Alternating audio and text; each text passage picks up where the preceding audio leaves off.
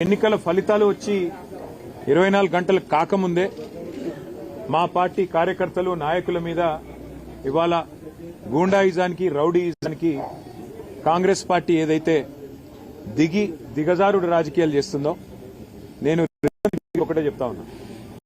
10 ఏళ్లు మేము ప్రభుత్వంలో ఉన్నప్పుడు మీరు ప్రతిపక్షంలో ఉన్నారు. ఎన్నడన్నా ఈరోజు ఇక్కడ మా సోదరుడు రాకేష్ క్రిస్టోఫర్ గారి మీద జరిగిన దాడి జరిగినట్టుగా ఒక ఉప ఎన్నికల్లో గెలిచిన తర్వాత ఎక్కడన్నా మా ప్రభుత్వ హయాంలో మా కార్యకర్తలు గాని మా పార్టీ నాయకులు గాని హద్దులు దాటి ఈ రకంగా ప్రవర్తించారా ఒక్కసారి గుర్తు తెచ్చుకోండి.